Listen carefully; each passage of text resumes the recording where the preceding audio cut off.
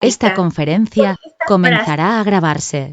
Dicha por el historiador y filósofo Yuval Noah Harari. Se las voy a leer a continuación. Comenta que la humanidad se enfrenta a una crisis mundial, quizá la mayor crisis de nuestra generación. Las decisiones que tomemos los ciudadanos y los gobiernos en las próximas semanas moldearán el mundo durante los próximos años. No solo moldearán los sistemas sanitarios, sino también la economía, la política y la cultura. Me parece una frase muy pertinente, un pensamiento muy adecuado a lo que estamos viviendo en la actualidad. Estructuré la plática con estos 6 puntos principales, seleccionando la información más práctica para ustedes y para llevar un mensaje a casa. Vamos a dar un contexto breve de que la pandemia no solamente trata de un virus, vamos a hablar de las consecuencias del confinamiento en casa, la ansiedad que esto provoca, el insomnio que puede estar presente o los problemas del dormir. Daré una serie de recomendaciones y de herramientas tecnológicas que pueden ser de utilidad para ustedes o para quien resulte de interés y concluiremos con un mensaje final. Todos sabemos, gracias a los medios de comunicación y todas las medidas implementadas por el gobierno, que el COVID o la enfermedad producida por el SARS-CoV-2 es una enfermedad respiratoria de recién identificación. Surgió en la ciudad de Wuhan, China, y se extendió por todo el país y luego a media docena de otros países entre diciembre del 2019 y principios del 2020. Actualmente sabemos que el contacto o la propagación se da persona a persona. Y esto también tiene que ver con el toser, estornudar, tocar objetos o superficies contaminadas y luego tocarse la boca, la nariz, los ojos. Tiene un periodo de incubación de hasta 2 semanas, por lo que hasta el momento representa un reto a la medicina y a la tecnología para poder hacerle frente de manera farmacológica. Como esto nos representa un obstáculo, las medidas de permanecer en casa, de lavarnos las manos y de la distancia social, las han implementado como una medida de contención. Pero entonces, esta pandemia provocada por el coronavirus ha generado cambios súbitos e importantes en nuestro comportamiento. Los recursos para enfrentar estos cambios definen y también condicionan nuestras respuestas emocionales y afectivas ante esta crisis. Creo que como nunca la manera de comportarnos nosotros frente a esta crisis va a tener un impacto en nuestro bienestar y en el de los otros. Si vemos entonces, además del impacto sanitario, qué otras repercusiones actuales ha tenido la pandemia, podemos ver que finalmente ha habido toda una agitación en cuanto a los modelos económicos globales. Se han modificado los servicios de salud. Por el momento, los servicios preventivos, los servicios de atención básica se encuentran suspendidos. Todos los recursos no esenciales de salud se encuentran al momento postergados.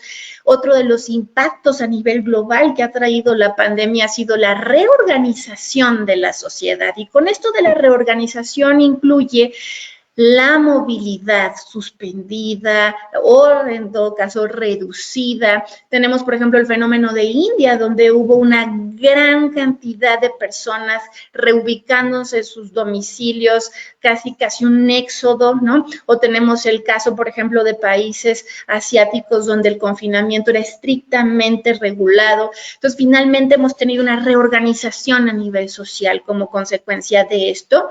Y otro punto importante, cambios en el consumo. Dejamos a un lado el acudir al cine, al restaurante, a las escuelas, a muchas personas a las fuentes de trabajo y el consumo también ha derivado en el empleo de otros recursos que a hoy nos resultan indispensables, desde el gasto en el cubrebocas, en el gel, en el jabón, en los medios de comunicación a través de redes sociales, etcétera. Entonces,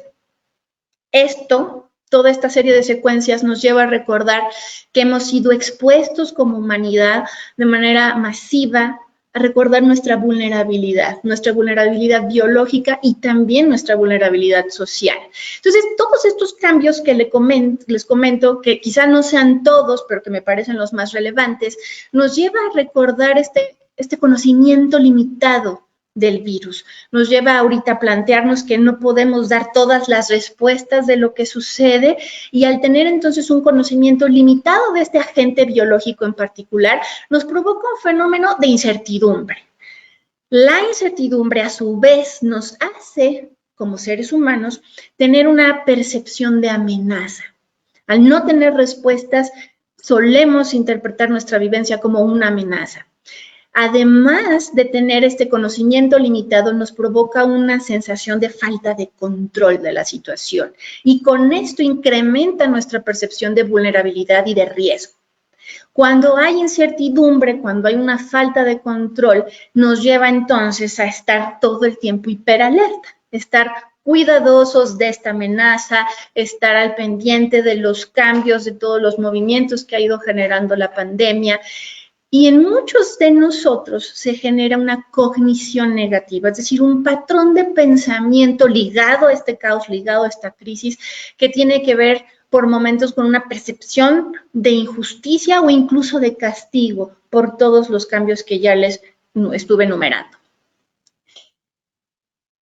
Retomando entonces, la cuarentena o confinamiento, como queramos llamarle, es una separación y además es una restricción del movimiento de personas que potencialmente hemos estado expuestas a una enfermedad contagiosa en general para determinar si nos sentimos mal y también con la estrategia de reducir el contagio a otros. Entonces, hablar de cuarentenas o de confinamientos no es nuevo. Como medidas humanitarias de resguardar la seguridad, se empezó a implementar en Venecia desde el año 1127 con los casos de lepra.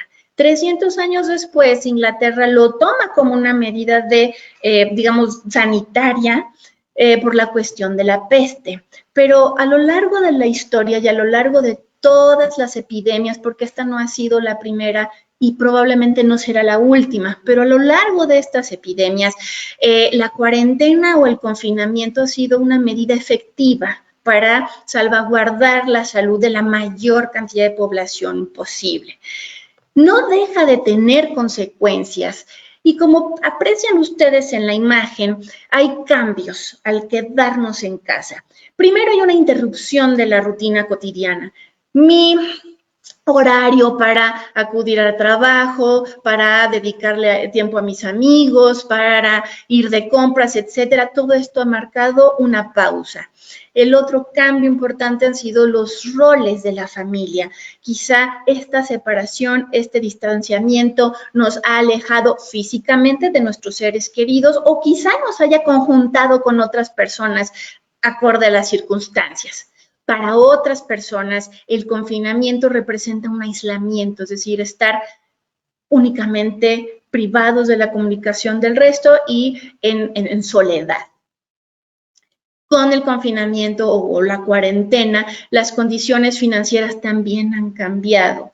La suspensión temporal de trabajo, si somos independientes, puede tener aquí una fuerte implicación y eso nos hace llevar al recuento de la disponibilidad de recursos que también tenemos durante el confinamiento. Y con recursos me refiero a médicos sociales o de apoyo social, los recursos económicos y los recursos personales de afrontamiento al estrés. Con la cuarentena, la capacidad de adaptación al cambio a todos nos ha puesto en prueba. Adaptarnos a estas circunstancias nos ha costado esfuerzo y también nos ha costado mucho sacrificio.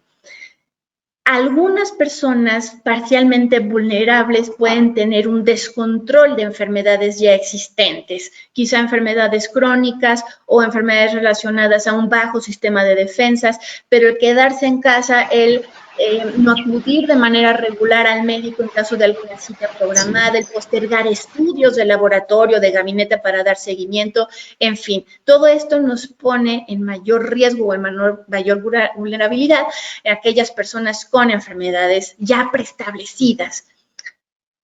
Todo esto genera un estrés emocional. Y con estrés emocional me refiero a fluctuar en un abanico de emociones que pueden ir desde la irritabilidad, el aburrimiento, el enojo, la frustración, etcétera. Además de lo anterior, puede haber en esta temporada el surgimiento de condiciones que pongan en riesgo nuestra condición física y nuestra condición emocional. Y particularmente, una de las repercusiones que puede traer todos estos cambios ya mencionados, pues está relacionado a la ansiedad.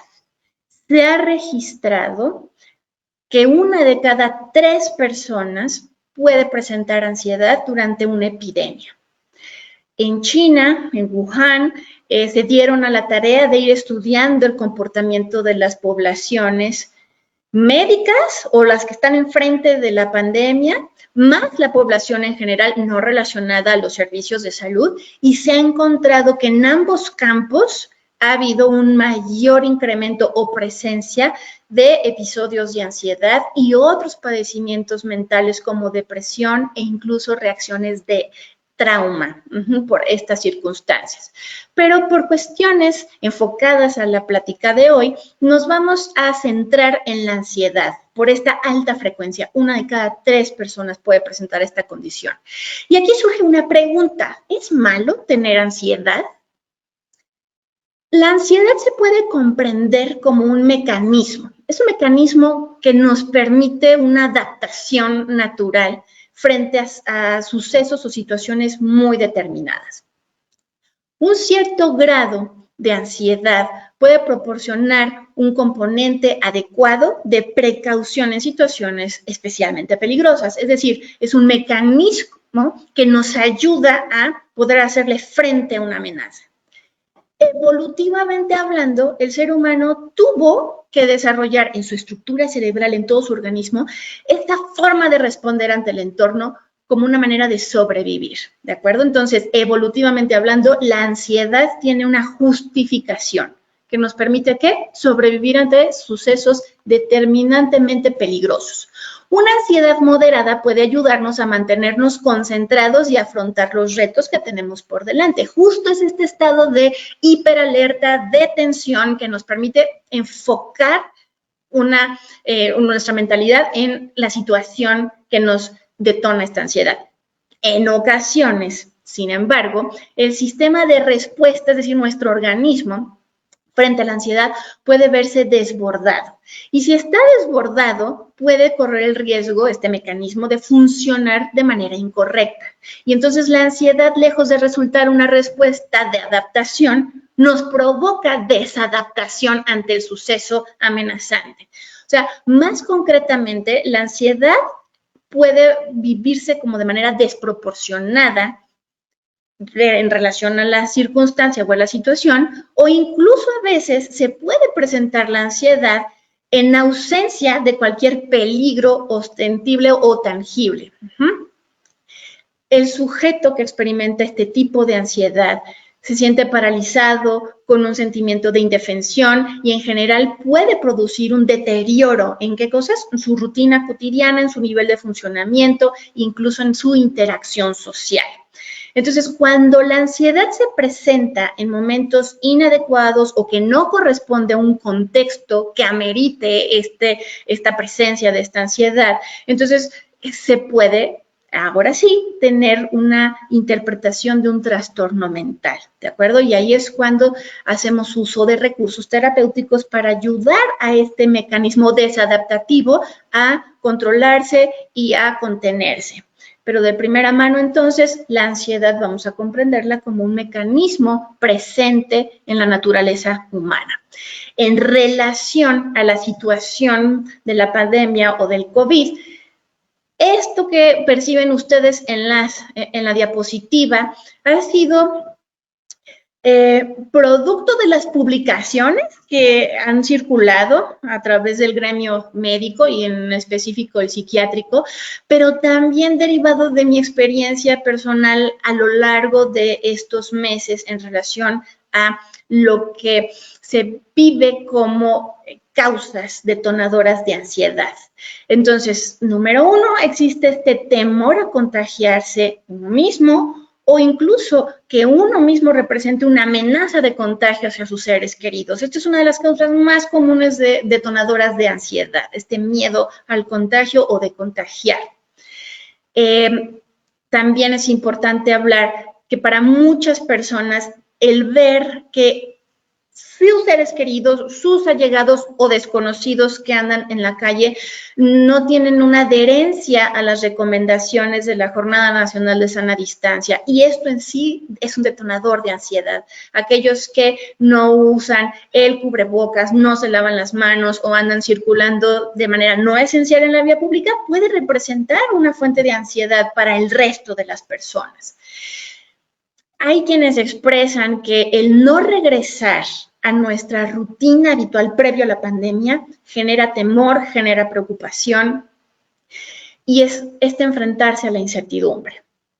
Otra de las causas también ha sido este riesgo de perder el trabajo o que frente a la pandemia haya una inestabilidad laboral, económica, personal, familiar, etc.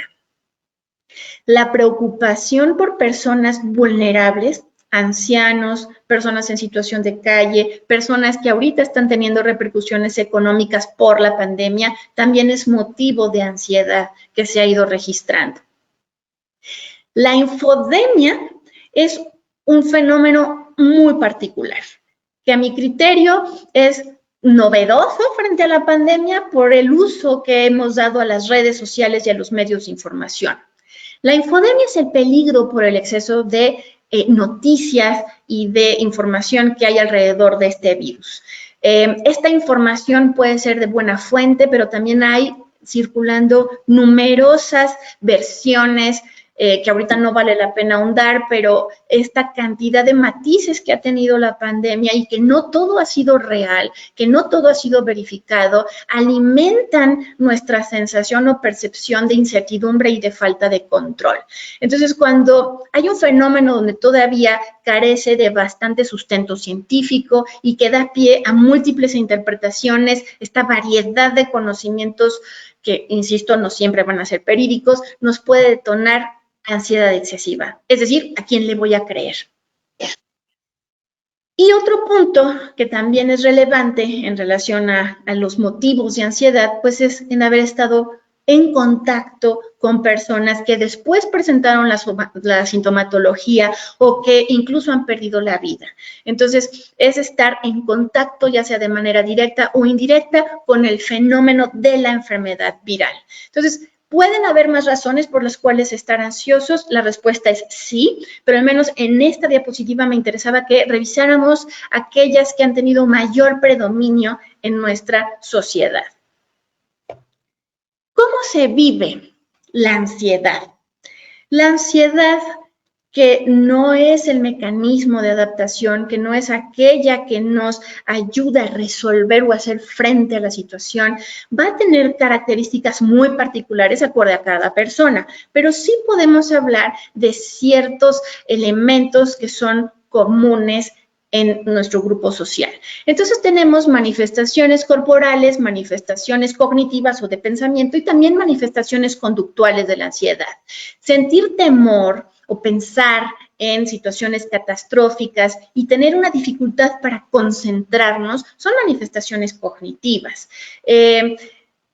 A nivel físico, los más comunes es el sentirse tensos, el estar inquietos, el estar con una dificultad para relajarnos, para soltarnos o para incluso la sensación de descanso se ve interrumpido por esta sintomatología. Hay fácilmente cansancio físico justo derivado de la suma de la tensión, del consumo de pensamientos con esta particularidad y también puede dar pie a otra sintomatología de tipo somático, es decir, cómo nuestro cuerpo vive la ansiedad. Y esto se traduce mediante el aumento de dolores de cabeza, aumento en dolores musculares, sobre todo de cuello y espalda, dolores estomacales o problemas digestivos. Incluso hay otras manifestaciones de la ansiedad, como por ejemplo los dermatológicos, ¿no? La aparición de erupciones, de ronchas, irritabilidad de la piel, etcétera, ¿no? Entonces, cada uno de nosotros a nivel corporal somos un libro, digámoslo así, muy vasto de síntomas.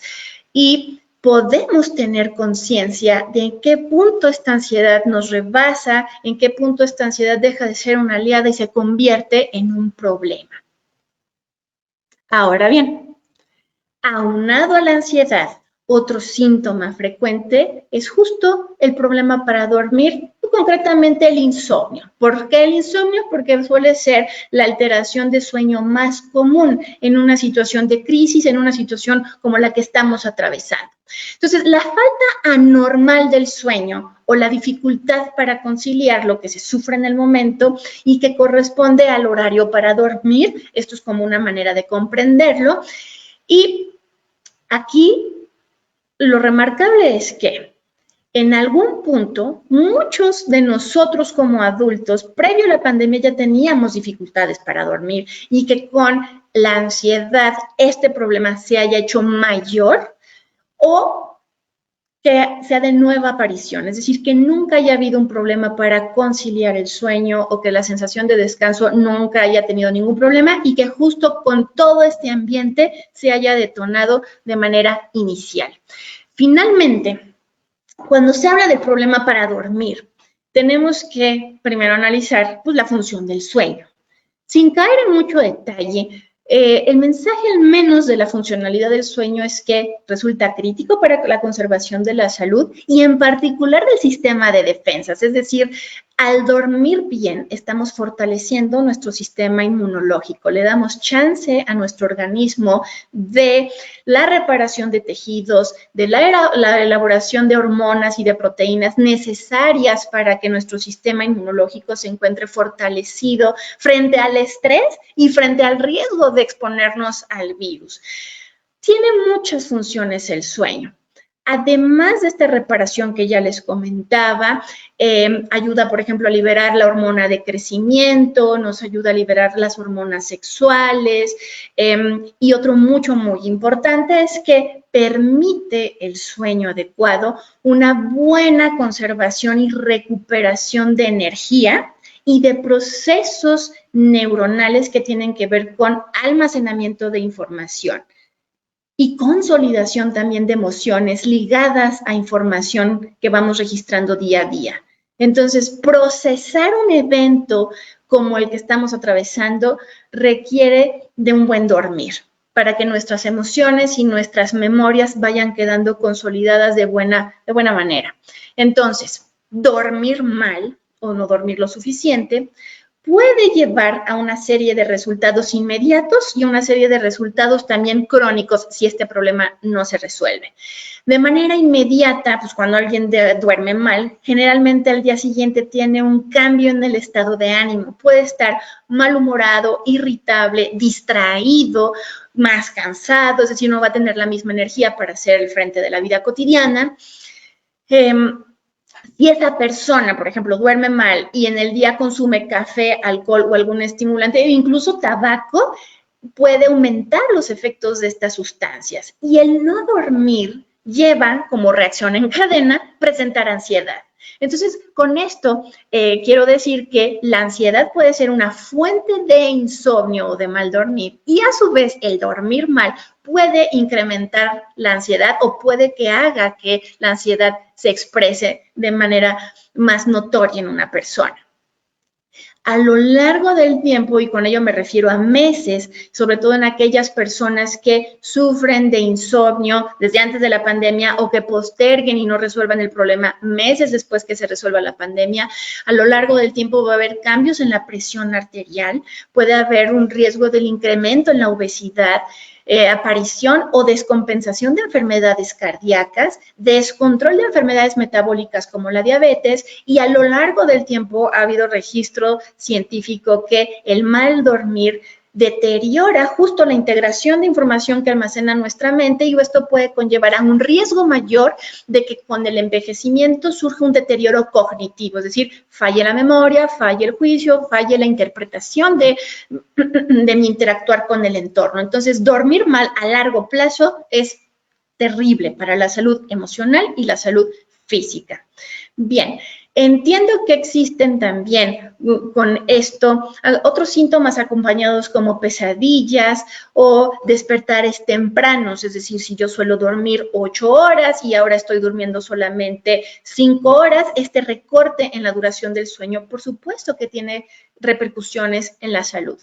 Cada persona tiene un horario habitual para dormir. ¿Cuántas horas son suficientes de descansar? Va a depender del grupo de edad que se trate. Pero en términos de población adulta, el promedio es entre 7 y 8 horas. Sé que por nuestro estilo de vida, muy pocos podemos dormir esa cantidad de horas, pero al menos la ciencia ha determinado que menos de 6 horas o más de 9 horas de sueño es perjudicial para la salud. Entonces, aquí la propuesta es pues checar con la pandemia y con este confinamiento en casa o los síntomas de ansiedad, qué tanto se ha recortado la duración de nuestro sueño, qué tan tarde conciliamos el sueño, qué tan temprano despertamos de manera inhabitual o cuántas veces a lo largo de la noche solemos despertar. ¿Por qué se van a presentar los problemas de sueño? En esta imagen les pongo cuáles son asociados específicamente a la pandemia los problemas más comunes. El primero es la ruptura de hábitos. Escuelas cerradas, trabajos suspendidos o modificados, no tener sitios a donde solemos ir a desestresarnos o a relajarnos, el estar lejos de los amigos. Esta ruptura de hábitos nos lleva a tener tensión y nos lleva a tener problemas asociados al sueño. El segundo, que es muy interesante, es el cambio a la exposición de la luz. Nuestro cuerpo es como una maquinaria delicada que siempre se comunica con el medio ambiente. Estamos conectados con el medio ambiente y para la cuestión de sueño, la luz o los ciclos de luz son fundamentales. Si yo no, digamos así, si mi cuerpo no registra estos cambios de luminosidad, la liberación de hormonas que nos ayudan a conciliar del sueño se ve afectada.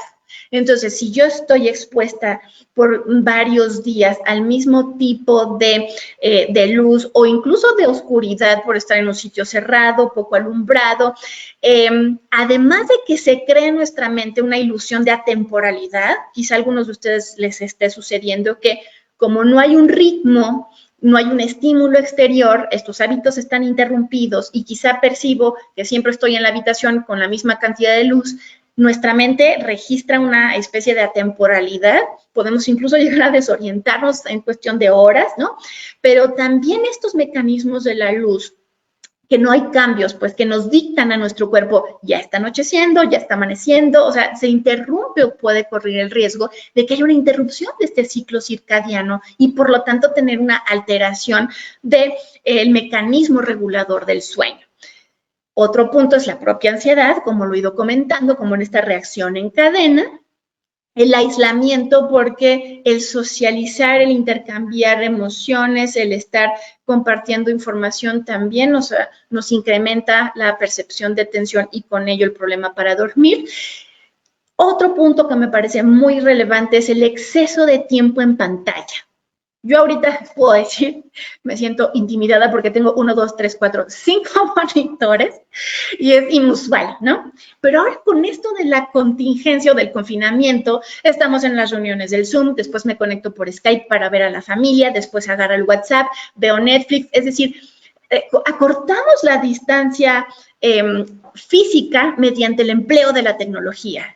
Y pónganse a reflexionar cuántas horas se están actualmente invirtiendo frente a un monitor. Ese monitor desprende luz. Esa luz, si a lo largo del día se mantiene como un mismo estímulo fijo, este exceso de tiempo en pantalla y además por el tipo de luz que emiten estos dispositivos pueden alterar los ciclos circadianos, como les comentaba. Entonces, el exceso de tiempo en pantalla en combinación con el cambio de la exposición de la luz, le mandan señales a nuestro cerebro de que tiene que estar todo el tiempo estimulado y activo. Si son las 11 de la noche y llevo todo el día frente a monitores, por la razón que ustedes gusten, el cerebro no va a registrar que llevo un cambio de luz a nivel natural y que tiene que prepararse para ir a dormir. Entonces es como, insisto, un ciclo en cadena.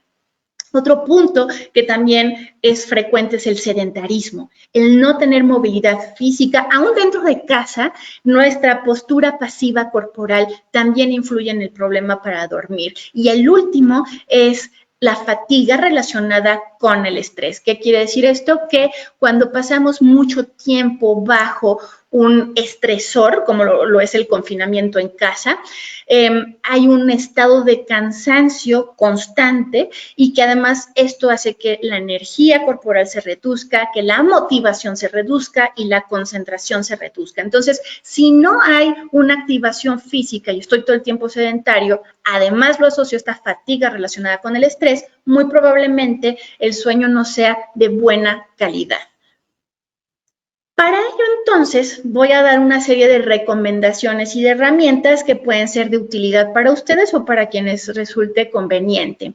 Voy a empezar por unos como muy generales y estos van relacionados con, uno, informarse sobre la situación de la pandemia, del coronavirus o de la enfermedad, solo lo esencial. Justamente hoy una paciente me comentaba, ya no quiero ver noticias y solo quiero ver algo en la televisión y aparecen los comerciales con datos sobre la situación actual. Sé que resulta difícil escaparse totalmente, pero ahí el primer consejo es ir regulando qué les resulta prioritario saber y desconectarse del resto de información, porque la sobresaturación o el exceso de esta infodemia que ya les platicaba puede ser perjudicial. Incrementar la ansiedad, incrementar el estado de alerta. Entonces, aquí el tip es informarse sin sobresaturarse. Respetar los momentos para uno mismo en privacidad, en intimidad, si compartimos nuestro confinamiento con alguien más, resulta indispensable. Momentos a solas es un buen elemento para tratar de implementar. Con ello, procurar los ratos de ocio o de esparcimiento para que no todo se vuelva monótono ni enfocado a la situación del COVID. Entonces, es retomar hobbies, retomar pasatiempos o incluso, si no quieren hacer nada, también se vale. Cuidar de los hábitos alimentarios está por demás. Hay muchos digamos así, bromas o chistes que andan circulando sobre el incremento de peso, porque justo si estamos sin movilidad y estamos cambiando nuestros patrones alimentarios, pues esto no es, digamos, lo más adecuado. Entonces, en la medida de lo posible, cuidar de no variar nuestra dieta. En relación a la situación emocional, sabemos que puede resultar caótico porque cada uno de nosotros va a enfrentar la crisis con los recursos que tiene, pero el permitir expresar los temores y las preocupaciones hace muy válida la situación. Es decir, es aceptar una realidad y después tomar la responsabilidad de qué hacer con esa realidad. Mantener el contacto social incluso es mandatorio en esta situación. Contar con suministros necesarios, y suministros me refiero a medicamentos en caso de tener una enfermedad, alimentos propios, etcétera. Y aprovechar, al menos en este tiempo, qué bondades o qué beneficios pueden traer los dispositivos móviles. Y más adelante tengo una serie como de recomendaciones como tecnológicas para que puedan darse la oportunidad de explorar o de intentar llevarlo a cabo.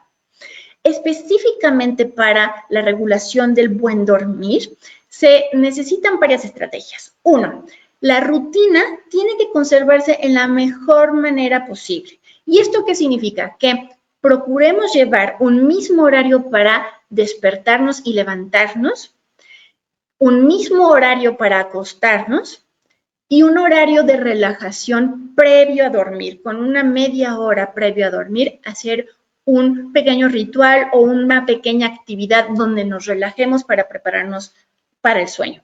Y esto es importante, ¿por qué? Porque como les comentaba, si los factores de riesgo tienen que ver con esta pérdida del sentido de temporalidad, más los pocos cambios de luz, más la interrupción de la rutina, nuestra mente se desestabiliza en ese aspecto de la rutina. Entonces necesitamos procurar mantener un mismo horario. La segunda estrategia es establecer la regla de la cama. ¿Cuál es la regla de la cama? Número 1, saber o recordar que solo se usa el mueble de la cama para dormir, y entre paréntesis les pongo otra acepción, pero comer, trabajar, pasar largas horas mirando la televisión, jugar, no es o no debe ser con el uso de este mueble. Es decir, la cama no sirve para esas actividades, únicamente para dormir. Y esto, cognitivamente hablando, tiene sentido porque estamos condicionando a nuestra mente a decir, este objeto solo se usa para esta razón, ¿de acuerdo? Eso por un lado. Por el otro, pues porque hay que cuidar nuestra columna vertebral. Si pasamos muchas horas postrados, sin movimiento sobre la cama, créanme que eso también ayuda a facilitar la tensión muscular, a no lograr un descanso y a decirle a nuestra mente que no es necesario conciliar el sueño. Entonces, digamos así, hay que recondicionar la mente y solo es para dormir el uso de la cama. Si ya tenemos problemas para dormir, ya sea porque no me puedo conciliar el sueño, porque ya me desperté y no me puedo regresar a dormir, o porque ya me levanté antes, unas cuantas horas antes de lo habitual, aquí la estrategia es, se vale permanecer 20 minutos máximo, pero si el sueño no se lleva a cabo, entonces la recomendación es levantarse de la cama. Porque muchas veces lo que hacemos es quedarnos las horas, 2, 3, 4 horas acostados y esto no ayuda en la conciliación o en la recuperación del sueño. Entonces, lo que se recomienda es, si ya pasaron 20 minutos, me levanto y me puedo estar sentado en la misma habitación con una luz tenue. Por favor, no enciendan celulares, no enciendan la televisión, porque es otra vez regresarle el estímulo luminoso a nuestra mente, volverla a activar, y lo que pretendemos es que regrese de manera natural la estrategia para dormir. Otra recomendación es no estar viendo los relojes constantemente. ¿Qué hora es? Ya pongo la alarma, pongo el celular, porque esto lo que hace es activar nuevamente este estado como de vigilia, ¿no? Una manera también para irnos ayudando en estas recomendaciones es el cambio frecuente de sábanas, de almohadas, rehacerlas porque luego ven que ya van perdiendo forma, el tener la cama limpia y bien tendida, también es un condicionamiento a nuestra mente para hacer más amigable el proceso de irse a dormir. La exposición a la luz es una medida también muy recomendable. Al menos abrir ventanas, tener un momento de luz natural en la medida de lo posible. Esta exposición a luz natural es muy recomendable. La reducción del tiempo de exposición a las pantallas también. Por cada hora que pasen frente a un monitor, procuren tener al menos 10 minutos de descanso para sus ojos, para su postura corporal. Y finalmente, antes de irse a dormir, de preferencia una hora antes, no tener estos estímulos luminosos de los dispositivos. Otras medidas importantes a lo largo del día es evitar siestas mayores de 30 minutos. ¿Por qué? Porque si yo dormí mal en la noche y decido echarme una siestecita de una hora, hora y media, 2 horas, lo que estoy haciendo es alterar mi ciclo natural del sueño y después va a ser mucho más difícil conciliar el sueño nocturno. Entonces, la recomendación siempre es evitar las siestas y en caso de necesitarlas que no sean de más de 30 minutos al día. Otra recomendación, no consumir estimulantes por las tardes. Después de las 7, 8 de la noche, nada de refrescos de cola, café, tabaco, alcohol, etcétera, porque esto lo que hace es activar nuestro sistema nervioso para estar en vigilia. Parece redundante, pero si hacemos ejercicio, combatimos el sedentarismo y cansamos físicamente al cuerpo, es una medida de relajación y de ayudarle a estimular el sueño de manera natural. Y otra recomendación también importante es evitar las cenas copiosas, es decir, no tener una porción grande de alimento y acudir a la cama inmediatamente después. ¿Por qué? Porque el sistema digestivo se encuentra en trabajo activo y aunque no lo crean, a veces gran parte de las pesadillas que podemos tener en las noches es porque en realidad nuestro sistema digestivo está activo y eso interfiere con la calidad del descanso. Entonces, procurar cenar ligero o si hay un alimento copioso, sí dejar pasar al menos unas 3 horas antes de retirarnos a dormir. La actividad física, entiendo que en estos momentos de la pandemia pues puede resultar un reto. ¿Por qué? Porque pues finalmente si no estamos acostumbrados a hacer ejercicio, si nuestro gimnasio está cerrado o porque en casa no hay las condiciones, hoy en día existe mucho material en internet gratuito con rutinas en casa que incluso sin necesidad de aparatos complejos uno puede tener una activación física. O sea, la idea del ejercicio en relación al sueño y en relación a la ansiedad tiene que ver con ejercicios de estiramiento y ejercicios de flexibilidad. ¿Para qué? Para ayudarle al cuerpo a recobrar una postura natural, a destensar los músculos y a relajarlos. No les estoy diciendo ya levanten pesas y pónganse fitness, no, es una recomendación que tiene que ver con ejercicios de estiramiento, de flexibilidad, para que nuestra tensión muscular provocada por la mala calidad del sueño o la ansiedad se pueda como restablecer. Las rutinas pueden ser breves, desde 20 minutitos, 2, 3 veces a la semana, y aquí lo importante es no procurar hacer este ejercicio en la noche para que no sea también un elemento estimulante para nuestro cerebro. Otro punto que puede ayudarnos tanto para la ansiedad como para el buen dormir es la práctica de la bondad y de la conexión social. De esto es como una forma de intervenir cognitivamente ante la ansiedad de nuestra mente y reconocer que sí, estamos atravesando una crisis, pero además de la crisis podemos aprender algo. Entonces, con esto, mis sugerencias son elegir noticias positivas, es decir, que no todo sea la tragedia del coronavirus. Sabemos que es real, sabemos que existe, pero nuestra mente también necesita equilibrarse con información relacionada a casos de personas recuperadas, a casos de solidaridad o noticias buenas relacionadas con lo que acontece en el mundo. Entonces, procurar también tener un poco de ese tipo de información. Si se puede, en la medida de lo posible, realizar actividades del altruismo, el pensar en el otro, apoyar al otro de manera desinteresada, a nivel mental, a nivel emocional, da un sentido de equilibrio, da un sentido de satisfacción, y eso ayuda a bajar la tensión, a acordarnos de cosas importantes más allá de lo que estamos atravesando actualmente. Y otra pequeña recomendación es, una vez al día, antes de dormir, hacer una pequeña lista de gratitud, es decir, anotar aquello por lo cual ustedes dan gracias en relación a personas, circunstancias, ustedes mismos, habilidades, lo que ustedes quieran, porque de esta manera le estamos dando un estímulo a la mente de un reforzador positivo, es decir, de recordar lo útil o lo importante que somos para nosotros mismos. Una de las medidas también que recomiendo tiene que ver con la relajación. La relajación es un estado natural, o lo que busca es regresar a un estado natural, que nos provoca un descanso. Al mismo tiempo, se sabe que la relajación, además del descanso, tiene efectos benéficos para el metabolismo, el ritmo cardíaco y la respiración. Entonces, si un doctor les recomienda hacer ejercicios de relajación, puede verse incluso como algo medicinal. De esta forma, si yo aprendo a relajarme, además de liberarme de tensiones, ya sean musculares o tensiones psicológicas, vamos provocando un ejercicio benéfico o un estado benéfico a nuestro organismo. Ayuda a que mejore nuestra autoestima, incluso ayuda a la regulación de la tensión arterial. ¿Se acuerdan que les comentaba? El mal dormir incrementa la presión arterial, los ejercicios de la relajación y ayudan incluso a disminuir esta tensión arterial. Nos ayuda a romper con el círculo de pensamientos negativos, y nos ayudan, aunque no lo crean, a preparar para enfrentarnos a las situaciones estresantes. Le bajamos como el ritmo a nuestra mente acelerada y después nos ayuda a tener mejor perspectiva de las circunstancias. Lo que sí es necesario saber es que la relajación tiene que practicarse. Si yo lo llevo a cabo 1 o 2 veces, puede que no sienta el resultado. Hay que ser paciente.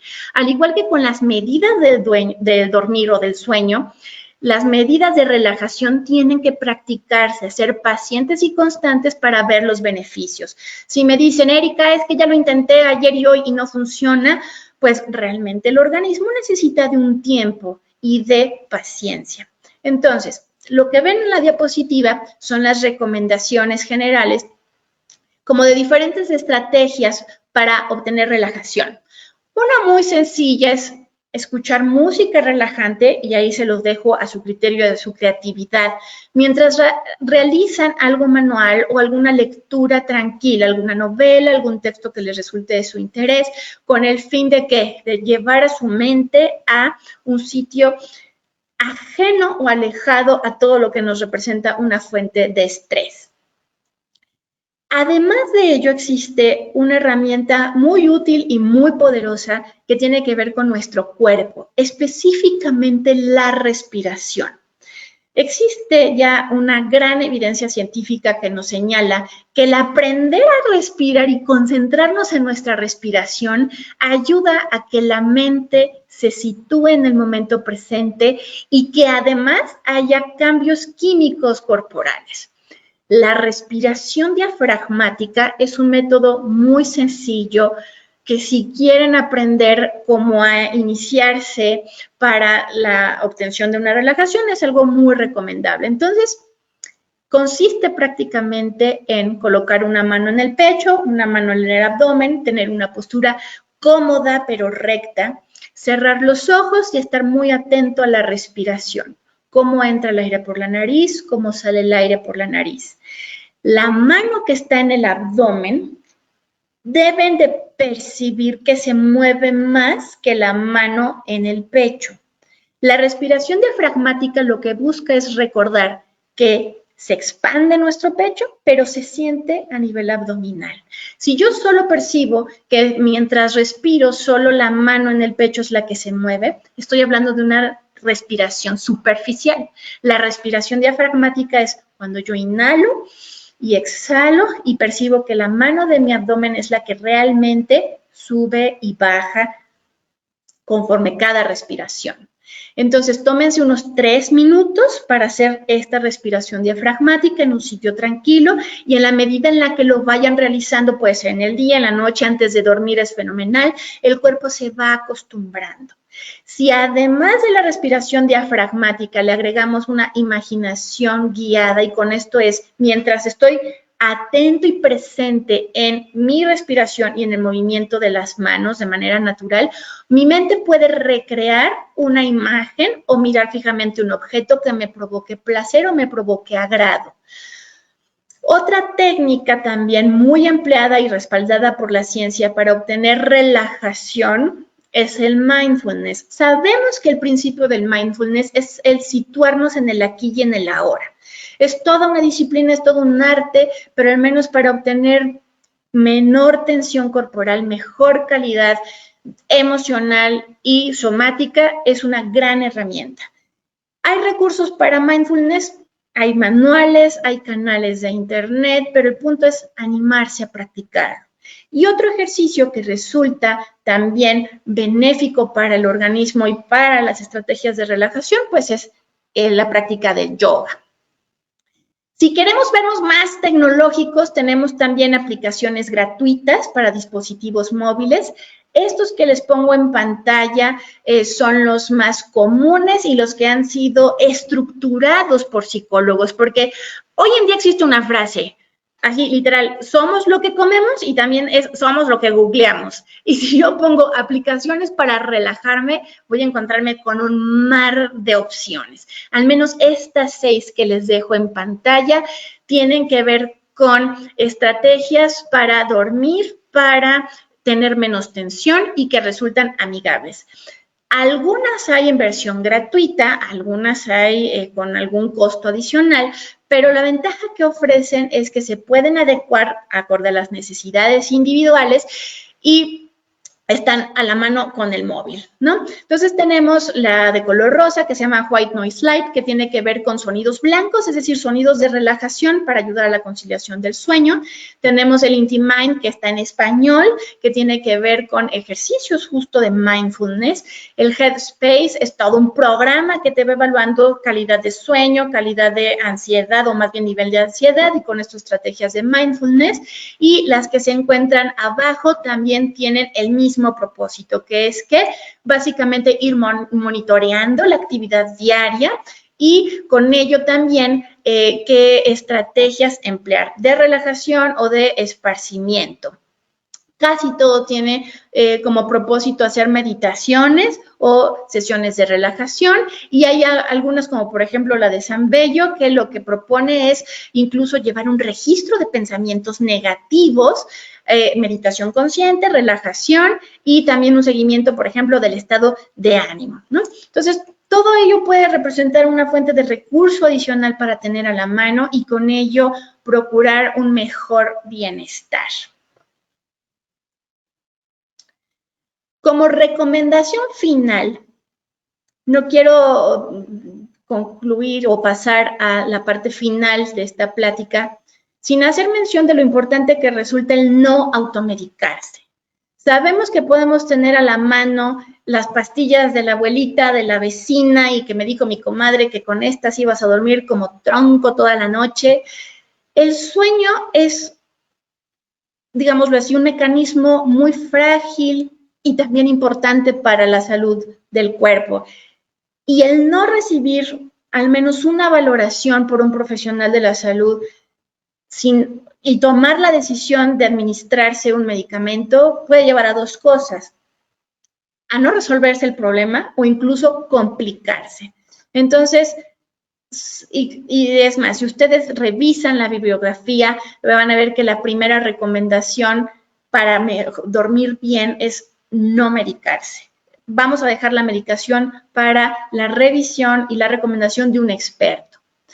Otra recomendación es ir monitoreando los síntomas, es decir, conforme vayan pasando los días, vayan pudiendo tener un registro de qué tanta ansiedad, qué tan mal dormir van teniendo, para de ahí tomar decisiones. ¿En qué casos acudir con un profesional de la salud? Cuando por la ansiedad o por el mal dormir haya una interferencia importante con las actividades cotidianas o que estos malestares provoquen una mayor, digámoslo así, empeoramiento de las circunstancias. Ahí es cuando se busca la ayuda profesional. Y como otra recomendación es prestar atención a población vulnerable, es decir, a personas mayores y a enfermos, porque ellos fácilmente pueden presentar estas condiciones y requerir valoración médica. Voy a terminar con un mensaje que me parece muy pertinente y muy ad hoc a lo que estamos haciendo todos hoy en día. Y con ello voy a retomar a Fernando Savater, que es de mis personajes favoritos. Él comenta que en esta época de la pandemia hay que ser solidarios, hay que ser científicos, hay que entender y reconocer que somos frágiles y hay que valorar las cosas sencillas. Hay que recordar cuáles son nuestras prioridades y recordar lo valioso que resulta un aparente cotidiano, como la ternura de una caricia, la ternura del calor humano del amigo, una palabra amable, un chiste contado a tiempo, el afecto, la conversación, incluso los paseos. Todo ello que representaba una trivialidad aparente, hoy en día resulta algo sumamente valioso. La solidaridad convierte a una auténtica sociedad humana en comparación con la muchedumbre. Es decir, la muchedumbre, para Fernando Savater, es un grupo de personas que piensan en ellas mismas, que están desorganizadas, que están asustadas y que se dedican a ellas mismas. En cambio, la solidaridad hace que una sociedad sea segura, sea positiva y que ayude además a sobrevivir. Otra cosa que me parece también como muy relevante es que la pandemia se está viviendo hoy en día como si fuera un fenómeno aversivo, o incluso hay quienes han utilizado el término de guerra, es decir, que estamos frente a una guerra, que el virus es la amenaza, es el enemigo y que todas las medidas de cuidado son casi bélicas, ¿no? Y yo concuerdo con Savater y por eso lo comparto con ustedes. Esto no es una guerra, esto es un peligro colectivo. Con peligro colectivo me refiero a que no hay nada de bélico. Ejemplo de peligros colectivos pueden ser los temblores o pueden ser las inundaciones, donde no hay alguien o un algo actuando de manera malévola, porque las guerras sí dependen de una maldad, de enemigos y de adversarios, pero frente a la pandemia realmente no hay un adversario bélico a vencer. La naturaleza es un mecanismo admirable, pero implacable. Y nos estamos enfrentando a algo que no tiene ni aprecio ni desprecio por nosotros. Es decir, el virus es lo que es un ente natural que no tiene ninguna afinidad por nosotros. Y aquí lo importante es que si lo reinterpretamos y lo resignificamos, podemos darle un sentido de aprendizaje y de crecimiento con lo que estamos viviendo. Entonces, la amabilidad, la empatía son esenciales para mantener la paz mental o la salud mental, y lo que estamos haciendo nosotros al quedarnos en casa, al guardar esta cuarentena o este confinamiento, estamos haciendo un gesto de amabilidad y un gesto de solidaridad. Estamos ayudando a que en lugar de muchedumbre, como dice Sabater, haya solidaridad y haya una sociedad humana. Para despedirme, regreso al mismo historiador que les compartí al principio, a Yuval Noah Harari, con esta frase. Al elegir entre alternativas, solo hay que preguntarse no solo cómo superar la amenaza inmediata, sino también qué clase de mundo queremos habitar una vez pasada la tormenta. Porque sí, la tormenta pasará, la humanidad va a sobrevivir. La mayoría de nosotros seguiremos vivos, pero viviremos en un mundo diferente. Y tenemos la oportunidad de elegir cómo queremos vivir en este mundo diferente. Con esto les agradezco su atención. Damos por concluida esta plática.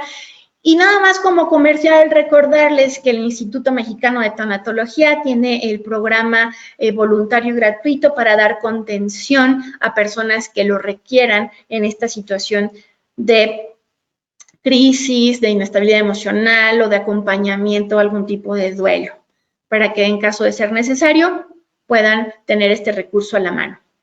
Muchas gracias y muy buenas tardes.